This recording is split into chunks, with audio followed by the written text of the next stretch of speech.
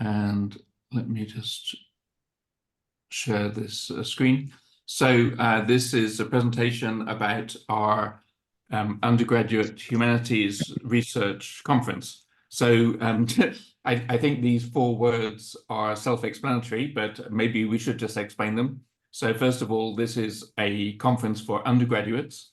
So this means that if you participate in the conference, you should still be an undergraduate. That is, you should not have graduated already, right? So if you're already a graduate student, or if you graduated in January this year, then you're not eligible to participate in the conference. Secondly, it's about humanities. And we interpret humanities quite broadly. And maybe it's easiest to think about this in terms of what we don't include by this. So basically, what we don't include in humanities for the purposes of this conference are quantitative research methods. So we're very happy to have people from social sciences join us, but basically your research method should involve human beings.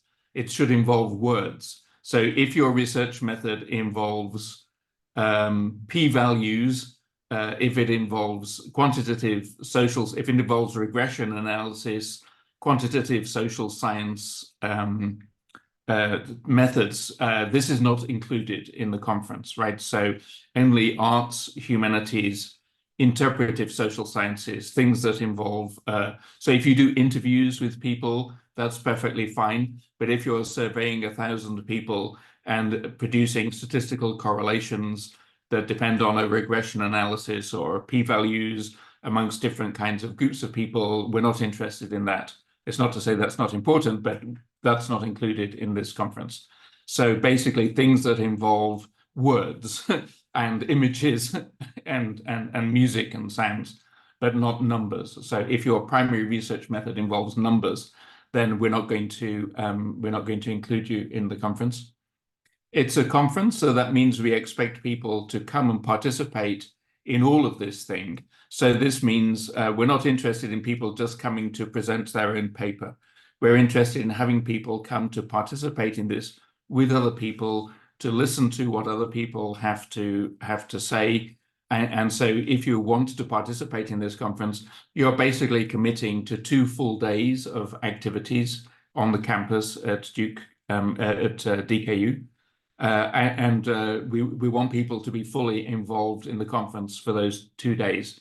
So if that's not possible for you, then I would suggest that you shouldn't try to join the conference. We really want people not just to be speaking about their own research, but also listening to what other people are talking about and engaging with those people. So it's a conference.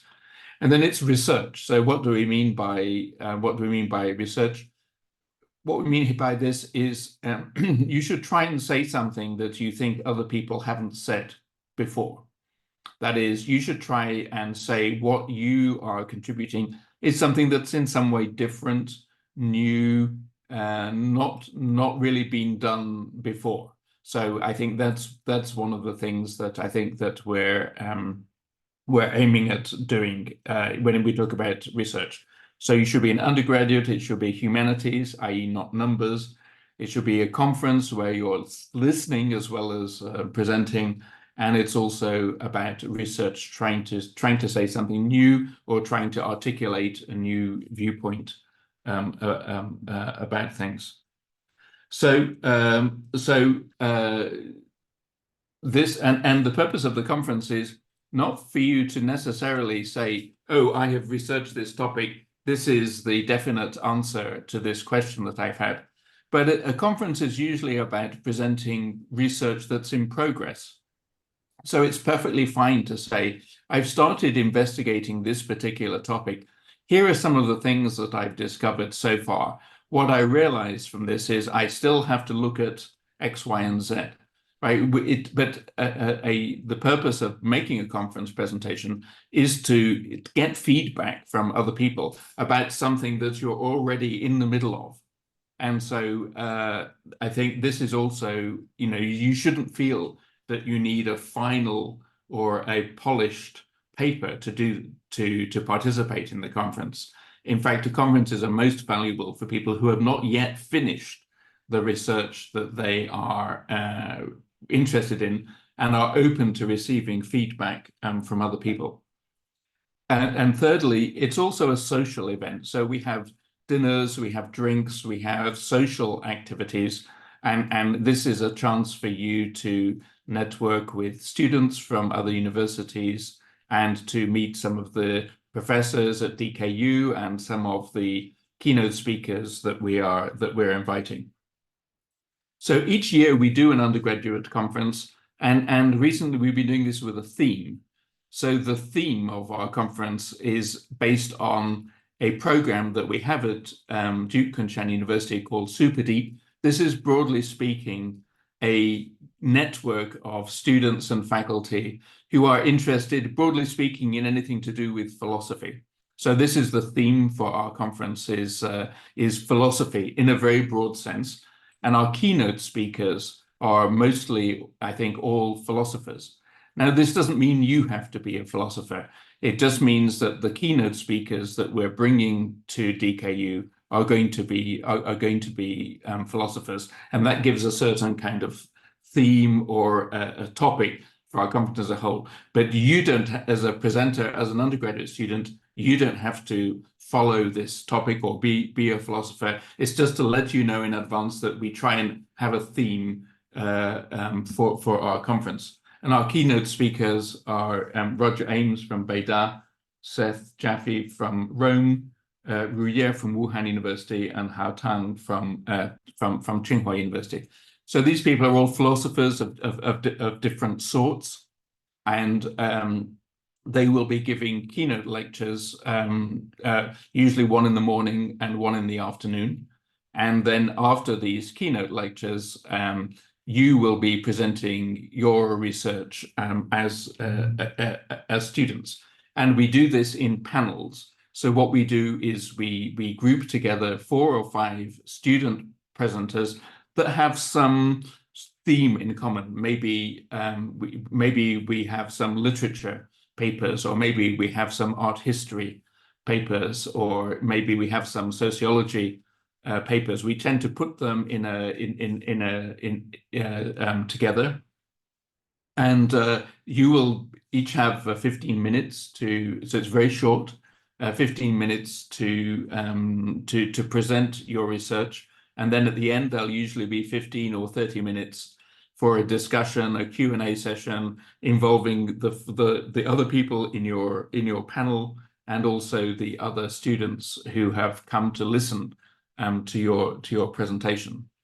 And you can there are different ways to do this. Some people just like to read out the paper that they have presented. Other people can prefer to make a PowerPoint and present a PowerPoint based on their paper. The important thing is to remember you only have 15 minutes to do this. So if you are going to present a paper, you should practice in advance and make sure that it fits within this 15-minute time frame. So as I mentioned before, you have to be an undergraduate to be able to attend. So if you're already graduated, then that rules you out, I'm afraid. Let me just allow a couple of more people who entered into the waiting room. And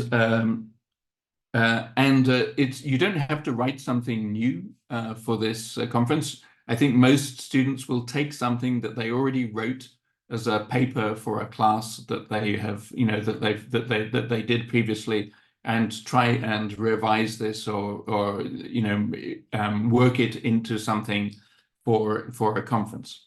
So, and every year we have about 40 students who we ask to join the conference. And normally 20 of these will be students from DKU, and 20 of these will be students from outside of DKU. So why should you join this? So first of all, I think it's an opportunity to receive feedback on something that you're doing. maybe you already wrote an essay in a course and you think, oh, that was quite good, but I could make it even better. You can take something that you did previously to try and take it to a new level. You're going to meet people who are maybe working on similar topics or have similar approaches to their research, 对 and you can learn from and you 对 can 呀，learn from those people. Can you please mute yourself? Thank you if you're not there. Thank you very much. So there's a sort of a network, and so we'll have students from. We always have a number of students from DKU. Usually we have some of the students from the Shanghai area as well, but we also have students from all over China, including Hong Kong, Macau, and Taiwan, participating in the conference in previous years. And it's a chance to meet people who maybe share similar research interests to you. There are prizes. We give 5 prizes of 1,000 renminbi to what we think are the best 5 papers in the conference. So that's also something that you can put on your CV as well, to say that you won a prize for your essay. We hope that it's fun. As I said before, it's a social activity as well as an academic activity. And I think it's good preparation for those of you who are thinking of going to graduate school. So we have a blind ranking process. This means that after Friday, when all of the abstracts are 对 due, 呀，we strip away your names and which universities you come from, and rank all of the papers in which we think which are the best and which are the worst. And I'll explain to you a little bit about how we do that. And then based on the rankings, we compose the final group. And so we do this based on we want to have a diversity of universities from across China. So we don't want everyone to come from Shanghai or Beijing. We want people, or Hong Kong or wherever. We want people to come from all over China, and we want a variety of topics as well. So we go through what we think are the best papers, and then we try and put them. We try and organize them into these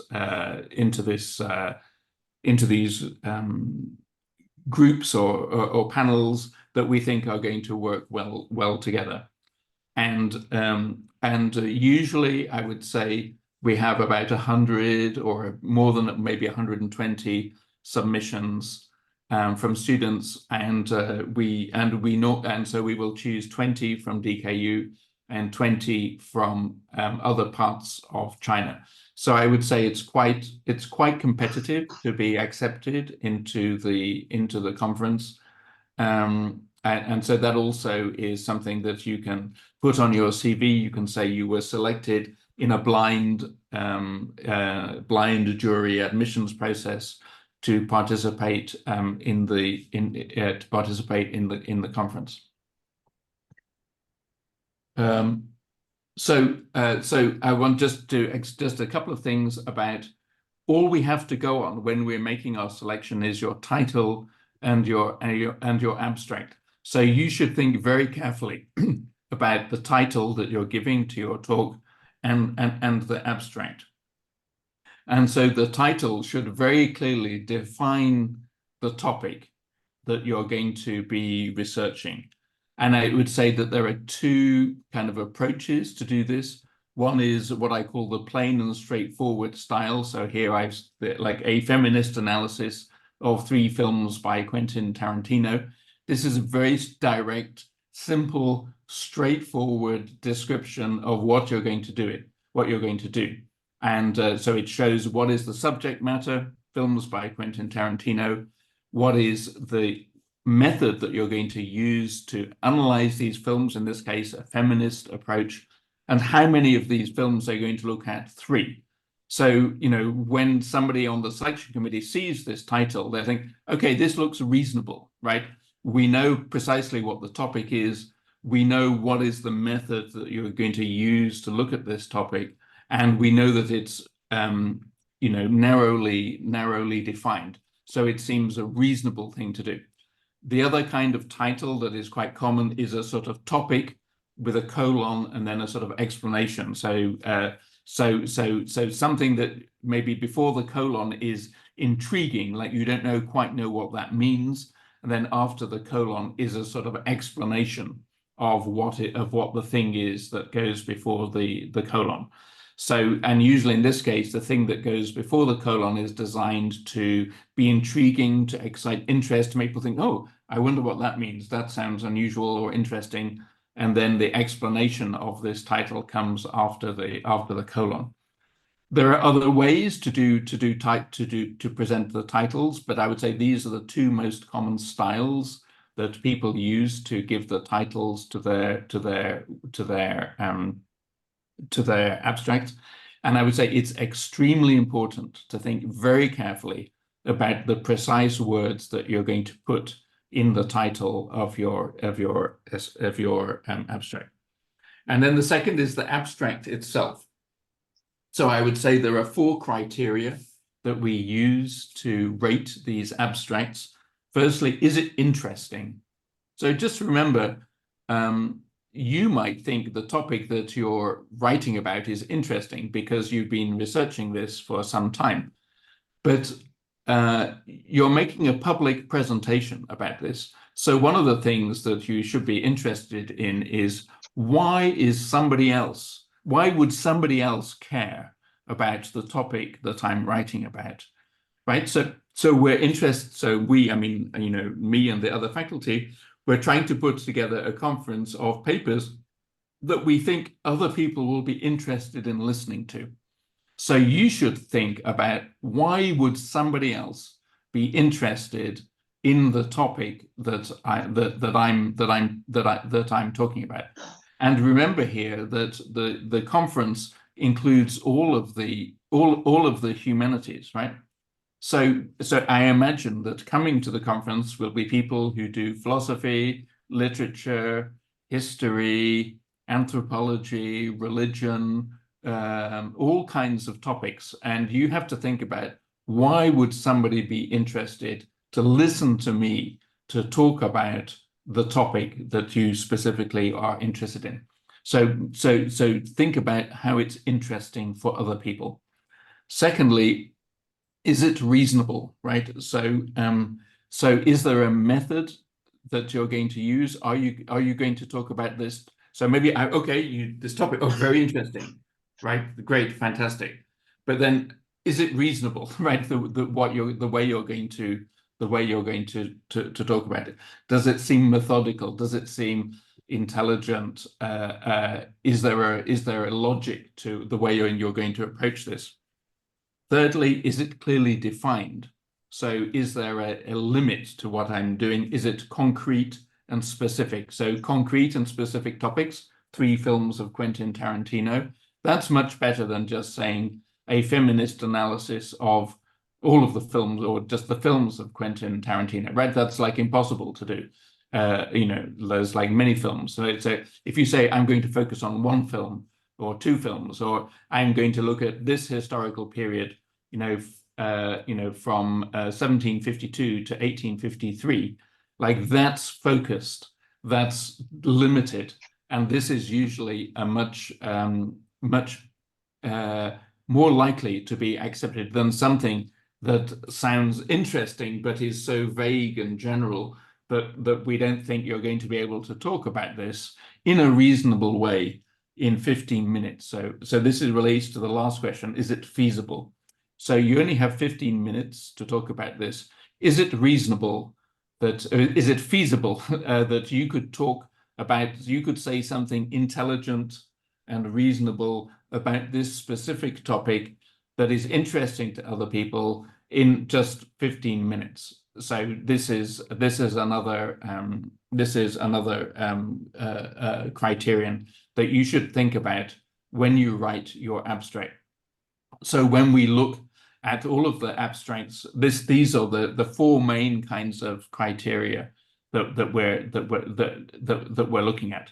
And just remember, an abstract is very short. It's 300 words. That's all you have to do. All we have to go on for you to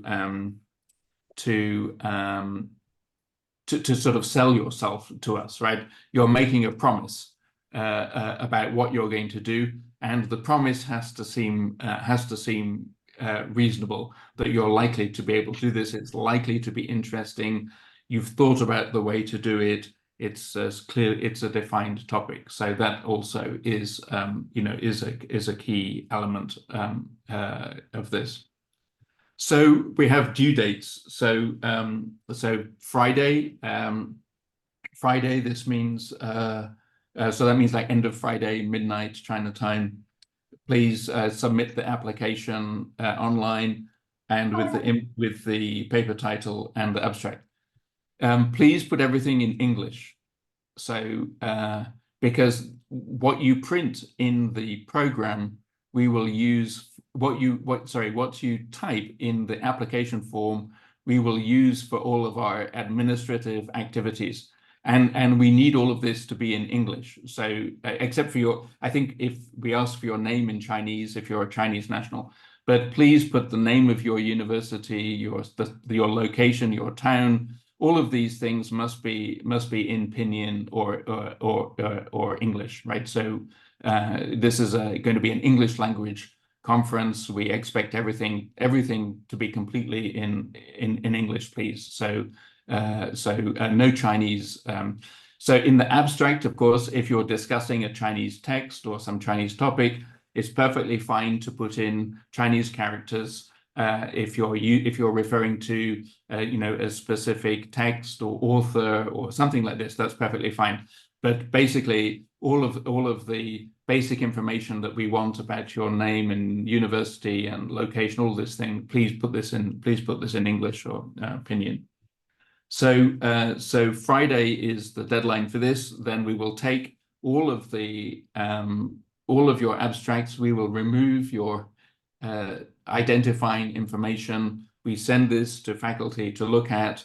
They produce the rankings of all of these papers, and then we will put together the list of papers that we want to include in the conference, and we'll let you know about 10 days later on April the 1st.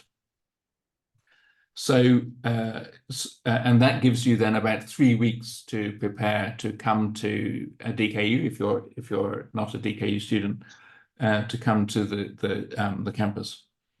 Now we have, I think I mentioned we have prizes, so you don't have to enter your paper for a prize, but if you do want to enter your paper for a prize, you must send it to us by Sunday, April the 21st. And so for all of those papers that we receive by Sunday, this gives us time to read them. And then and so that during the conference, we can announce the winners of the prizes. And then on Thursday, if you're not a student at DKU, we expect you to come to the campus on Thursday at some point during the day. The conference takes place all day Friday and Saturday, and then on Sunday, the non-DKU students will go home, and we will pay for your travel. So DKU. So if you're not a DKU student, we will reimburse your second-class travel from wherever you are in China to come to DKU, and we will pay for your accommodation on the campus and provide all of your meals. I should point out that you have to. I should point out that. Can you just please, whoever's speaking, just please mute your microphone? Thank you.